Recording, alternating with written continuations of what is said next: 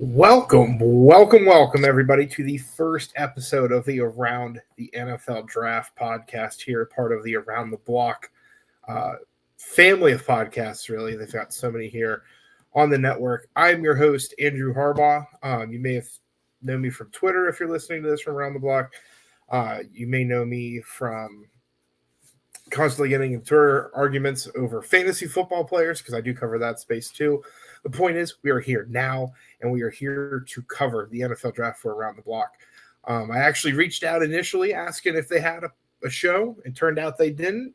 Lo and behold, here we are.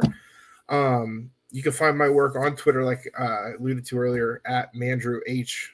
For those of you watching this podcast, is down here at the bottom next to my name. That's why it's always the easiest to have the visuals. So be sure, if you're watching this on YouTube, hit like and subscribe to the channel. You don't just get my show, you get everybody else's shows. We've got shows on Miami Dolphins, the Ohio football teams. You've got the Creamsicle show that covers the Tampa Bay Buccaneers, which the reason I remember that is because Creamsicle are probably the best uniforms to ever grace an NFL field. Tons of content here around the block. You know that if you're here. Appreciate you for stopping by listening to this, though. Today's the first episode. Like I said, we're going to do a little bit of a welcome, a little bit of a, hey, this is how it's going to go sort of thing. You're probably thinking, if you're still listening, why is he by himself and why is he the only one talking? Simple. I don't have a co-host yet. I may not have a co-host for a while. But that being said, I think we're going to get something out of this if you're listening. So, a little bit about myself just to kick things off. I've been covering the NFL draft. My son is going to be 6, so that means I've been doing it for 5 years. It'll be 5 years in August. I've covered the Senior Bowl in person. Gotten to know Jim Nagy, the director down there. He's a fantastic guy. He's been a lot of help with a lot of different aspects of my football journey. I've also covered the scouting combine in Indianapolis. I've not been to either of those things since COVID. I think everything's pretty much back to normal now, so we're hoping to get back on that train this year. Coming off this last draft cycle, I've really focused mainly on scouting for our fantasy site. So I focused really just on skill players this last draft cycle. It was kind of nice to hone my skills there. That being said, I will not pretend to be an expert in every position for what I'm scouting or what I'm looking for. So I'm going to have some different co-hosts that may pop in time to time, different guests. And I have a ton to choose from because I work for Dynasty Nerds for fantasy content and rookie scouting for them. I work for Blue Chip Scouting. I'm their scouting director actually there this year. I just got that position. Then I also cover Penn State football for USA Today under their College Wire. So I'm pretty much all over the place. Maybe some more even coming down the road. Who knows? The grind never stops. But my point is, you're going to get a full array of coverage. You're going to get with the NFL draft. That's the beauty of it. You get NFL news talked about because everything shapes the draft as far as how teams are built and how they go. You get college football news because obviously what happens with them in college and how they develop and grow affects their draft stock and so on. So definitely something I think that is going to have more than just the initial NFL draft coverage. And if that's not what you're looking for, I apologize, but I'm telling you, we're gonna get shit rolling here. And that's the other thing too. I can't speak to the other or other hosts on this network. I'm going to tell you how it is. And that's one thing. My favorite person in the entire football world, Bruce Arians, never sugarcoated anything. He's famous for be able to use the F word as a verb, noun, adjective all in one sentence if he could. I like to think if it gets to that point talking about football or something passionate here, you're going to hear the same from me. And I think that'll also be another reason for you to tune in. I'm not going to pad anything. I'm not going to fluff anything. If I think a player's good, I'll tell you he's good. If I think a player's bad, I'll tell you he's bad. At least that's how I see it. But the best part about the NFL draft is nothing I think matters. Nothing you think matters. Nothing that anybody in this circle matters. At the end of the day, it comes down to the players. That's the best part of this whole thing. All we can do is, with the tools we've got, the film we've got, with the knowledge and inside stuff we have, come to our own conclusions. But at the end of the day, players still have to play on Sundays, and they have to play Mondays sometimes, maybe even Saturdays and Thursdays. Soon it's going to be every day of the week. But the point is, we have players every year that either go undrafted and they turn into something. We have players that go in the first round. You're probably going to have fizzle out and not be in the league in a couple years. But that's the beauty of this. That's why everyone keeps coming back, is because it's just a need. And that's me with the NFL draft. I could step away from it. I did step away from this for a while. For several months, I was just completely out. And here I am back now. I'm fully into the adult end of the swimming pool here at the NFL draft coverage. And I'm ready to take that next step. So that's enough about me. I don't want to talk about me. I don't ever want to have anybody hear about me, because then you're just not going to listen to this anymore. I've already wasted 5 minutes and 30 seconds if you've been listening this whole time, and I appreciate it. Again, if you're watching on YouTube, please like, subscribe down here at the bottom. And if you're on audio listening to this, be sure to give a review, drop 5 stars. Again, it's not just me giving you content. It's everyone here around the block giving you content. That was my welcome here for you. And then if you're looking at the description, I also promised a big board. I'm not going to go through this giant big board because I have not watched everybody yet. And I don't want to drop one of these early mock drafts where everyone's just literally throwing shit at the wall and seeing what sticks. Or if you're not into that, you're throwing noodles at the wall and seeing what sticks. Because I'm not against a good batch of pasta. Just made some the other night. It's darn good. Enough about me again. Sorry. Food. You might get me on food here every now and again. That being said, I'm going to give you my top 10 for players. I've watched a total of about, I want to say, between 40 and 50 without doing the math on this current draft cycle. A lot of big names mainly.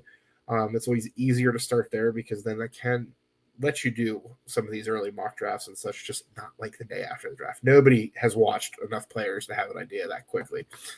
So maybe that's something that we can do here in June. We can grace the stream here with.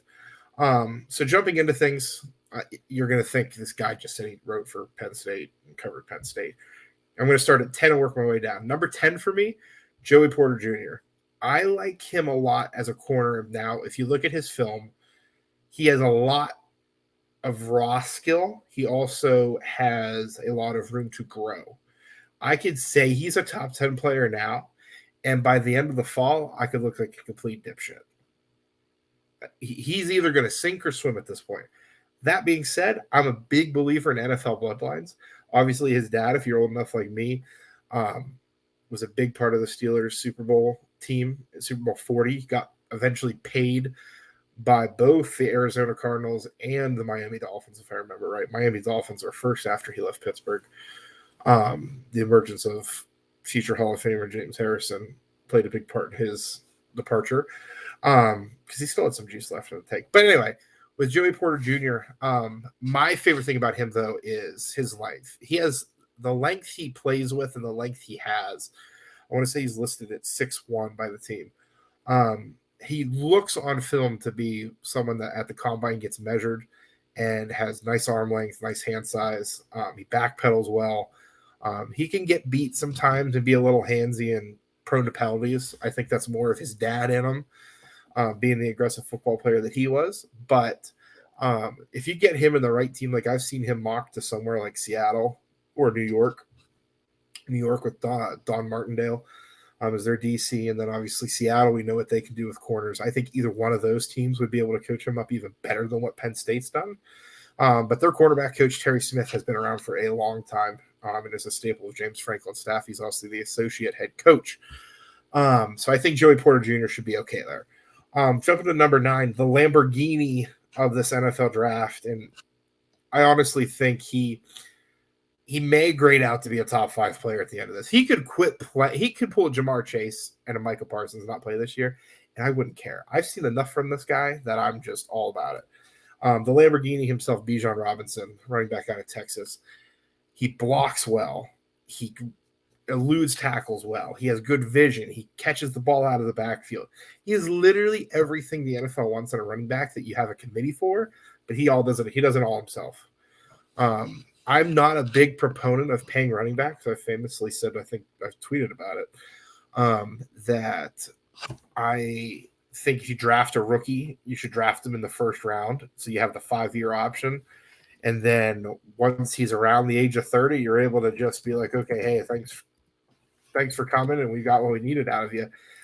But man, Bijan's just something different. There's something different with this kid where he literally reminds me of Saquon Barkley and the fact that I've not been, and I love Jonathan Taylor and DeAndre Swift. I've not been this excited for a running back to come into the league since Saquon Barkley. So Bijan's going to get a lot of talk. Won't allude more on him at this point. Excuse me. Number 8, I've got Jordan Battle, safety out of Alabama. Surprised a lot of people when he announced he was coming back to school this year, said he had unfinished business. And I'll tell you what, when you watch him play, I sure as hell believe it, because this kid just plays pissed off. He's also prone to penalties. It's definitely nothing like I think if somebody asks him about it at the scouting combine, it's not going to be an Okuda moment where they're like, go back and watch the film now. I've watched the film. Jordan Battle's got some penalties. But Nick Saban, he plays – it's funny. He plays more of like an LSU DB than he does an Alabama DB. And what I mean by that is Alabama does a really good job of everyone's assigned like one role and they kind of stick to it and then they kind of go from there. But for whatever reason, Nick Saban just lets Jordan Battle just kind of go all over the place. And I think that's for his better. And the whole LSU thing, he kind of reminds me of what the Jets did with Jamal Adams and now kind of what the Seahawks are doing with Jamal Adams. I'm not saying pay Jordan Battle what Jamal Adams gets. That's completely up to somebody else to decide. But I'm saying as far as a skill set-wise and play style, I see a lot of Jamal Adams with Jordan Battle. That was my number 8 player. Number 7, Peter Skoronski, the offensive tackle out of Northwestern. Big boy, 6'4", 294, has one of the most hilarious pictures if you look it up on the Northwestern website and ESPN on his profile. Northwestern just recently had Rashawn Slater come out of the draft after he sat out another year, like Parsons and Chase did. Came out. Pat Fitzgerald and his staff have shown that they may not get the results in the Big Ten every year, but my God, they're going to get some NFL talent in.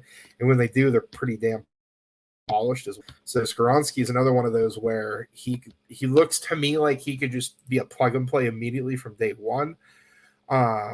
He was an Outland Trophy watch list before the year. He's all Big Ten. He's dope. I just had to look here. Not an All-American.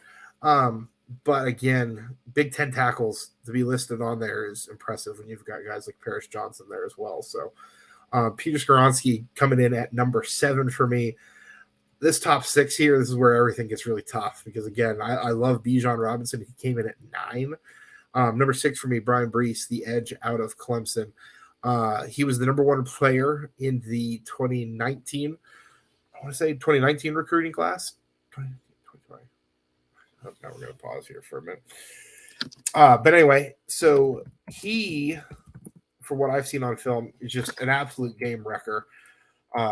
He's able to beat you with a power move, beat you with a spin move, finesse move, swim move. Just so many tools in his arsenal, and that's something that you want to see from 2020 class. There we go. So many tools in his arsenal, in his toolbox to win against tackles and guards, and God forbid you throw a running back on him. They just get swallowed up. So Brian Brees, for me, he may not have the production of somebody that, like, Edge's production, I think, is really getting blown out of proportion. Myles Garrett came in, had no production in his last year of college. Jadeveon Clowney came in, had no production out of college his last year there. But, again, it's one of those things where Edge especially, you draft on traits and intangibles. And Brees has all that. That being said, there are 2 guys ahead of him that have even more. And the race for the top edge this year, and really just defensive linemen in general, is going to be very interesting. Number 5, Kayshon Butte for me out of LSU. He has shown he can overcome poor quarterback play. That's one of my favorite things to see in a college wide receiver. You see sometimes guys come into the league and they don't have that top-level quarterback play that they had in college, and they kind of struggle and have issues with the transition. I don't think you're going to have that with Boot. Good size, plays kind of like as a blend of what the LSU had Jamar Chase and Justin Jefferson do. He can play big and win big. He can also play small and take a little screen or just a dump off or throw across the middle and just kind of go with it from there. I think where he really thrives is what he does after he gets the ball in his hand. After he gets the ball in his hand, you can see just the creative juices flow, and he really is able to create when he goes against the defense. Number 4 for me, Jalen Carter, everyone on Twitter has talked about defensive lineman out of Georgia. Everyone's talked about before I watched him. They're like, the Kentucky film might be some of the best film you see of anybody this summer. So you go and watch it. I watched I watched the Kentucky Georgia game the first time for Will Levis, and I came away impressed with Will Levis. And I was impressed because the man literally had maybe a second, half a second at most, to get that ball out of the pocket. And that was because of Jalen Carter. Jalen Carter just – there's offensive linemen that are going to be in the NFL on that front for Kentucky. Main one this last year, Darian Kennard, was drafted by the Raiders, I want to say. But if not, let me know in the comments below after you like and subscribe. If you're on YouTube, and then if not, you could let me know in a review, but still give 5 stars, but just say, hey, listen here. He was not drafted by the Raiders. If he was or wasn't, we'll look afterwards. We'll leave it as a surprise. But that being said, Jalen Carter, again, great size. Everyone was really excited about him this past year. Again, he was only a sophomore. Kirby Smart's just making Georgia a defensive factory. Speaking of defensive factories, we'll jump up here to number 3. Number 3 for me, I have Will Anderson Jr. Now, I shouldn't say 3. He's 2B because I have him tied with somebody else at this point. Will Anderson, when you watch him, I mentioned James Harrison earlier, and he reminds me with how aggressive he plays as James Harrison. But as far as a physical standpoint, play style standpoint, he looks like Khalil Mack on film. And that's obviously an all-pro, maybe a future Hall of Famer, who knows, depending on how the league treats it going forward. But I think Will Anderson's legit. I think if this quarterback class wasn't what it was, I think in 2023, I think he would be without a doubt the number 1 pick. People are talking about the Giants maybe having that pick. People talking about the Texans maybe having that pick. There's a lot, maybe even the Bears. The Bears have a bad football team. But that being said, it will be interesting to see what he can do where he maybe falls to maybe 3 or 4 in the draft, kind of like Thibodeau did, where Thibodeau I thought was the best edge. I thought he should have gone way before Walker this past cycle. Aiden Hutchinson, I'm okay with him going to Detroit. But you look at a team like the Giants where they come away with someone like Thibodeau at the value they got him.